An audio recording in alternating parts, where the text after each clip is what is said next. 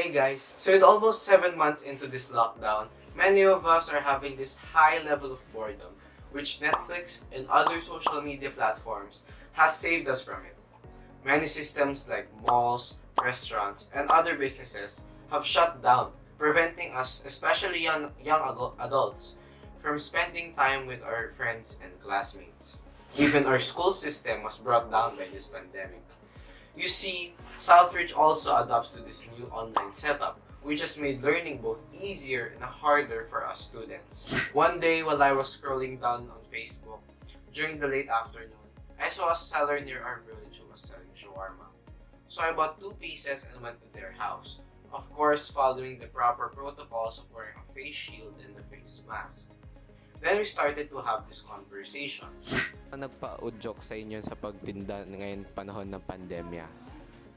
Kasi dati, nagtrabaho ako sa travel agency. Tapos, biglang nagkaroon ng pandemic, ayun, nawala ng trabaho. So, kailangan kumita. Ang hirap pag walang kita. So, napansin ko maraming online selling eh. So, nag-isip-isip ako, ano kayang ibenta para naman kumita? So, yun iisip ko yung shawarma kasi favorite ko yun eh. So, ayun, sa awa ng Diyos, online selling lang, meron o, nabibenta naman. Kaya at least kahit paano, nagkaroon ng income ba? Kahit alam mo na ngayon sa panahon ng pandemic and hirap. She has actually made a very good point that because of this pandemic, many Filipinos like her have experienced this unemployment. So I began to research about this topic. Actually, the coronavirus is one of the hardest problems our world has ever had since like World War II. And this is even more dangerous since it affects our health, specifically our lungs, and it's the largest threat to global economy. Since every single day, thousands upon thousands of people are dying from this pandemic globally, with every country presented with its own unique challenges in order to overcome it. For the Philippines, overcoming this Covid19 is just a very small portion in a much larger escalating problem that is embedded in the Filipino culture for decades to come, since tourism, education, transportation, and even healthcare was deeply affected by this.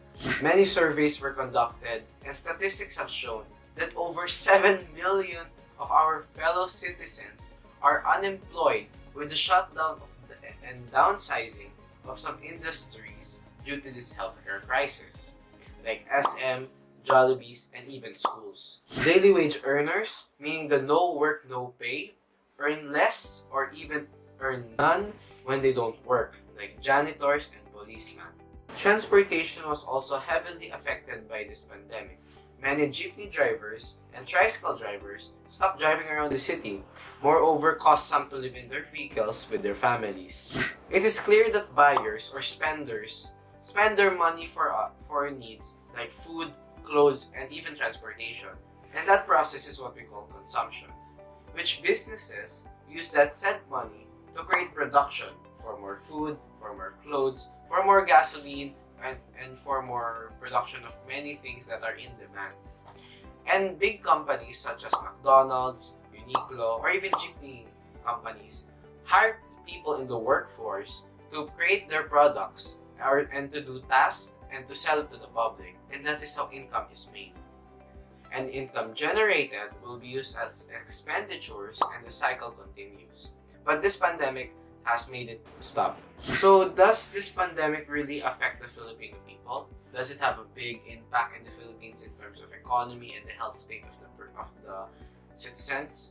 The answer is actually a yes. The big deal with this is that it pushed 1.5 million of our fellow men into poverty because small businesses that were reliant and were the backbone of simple families were heavily affected by this. Many innocent, helpless children are now going through the knife in groups called the drug den. Yes, the drug den. Knowing that even though it's illegal, they're choiceless. They need to satisfy their mouths, they need to satisfy their hunger, and they should be full in order to have proper nutrition by eating like stray dogs. That includes little mindless children asking for alms in the streets and in the highways. An association called the UNICEF is present in this planet because their main objective is to protect the rights of every child and adolescent, especially in the toughest places on the planet, especially in these times of pandemic. Suggesting to the humanitarian aid sector of the world, I think it is more ideal for that rich countries such as the US and New Zealand or Australia to support the poorer countries like India, Yemen, or even the Philippines in providing them with the proper health care, especially in times of pandemic. But we can't solely depend on other nations to supply our needs. So how can we independently, as citizens, to cope up with this situation? You can help by supporting local. Since many Filipinos now are into this online selling thing in Facebook, Lazada, or even Shopee to keep their financials hold afloat, supporting local is a big way in helping simple families to rise up and to put food on the table.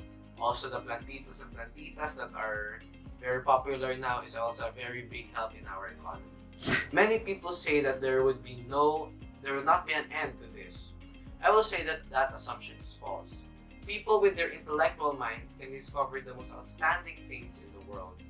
I mean, this is what a 5 MB hard disk drive looked like back in 1956. And now we can have 25,000 more times than that in just a single device. What I'm trying to say is that this world is pushing itself into success through its people, and this pandemic is just an obstacle for the world.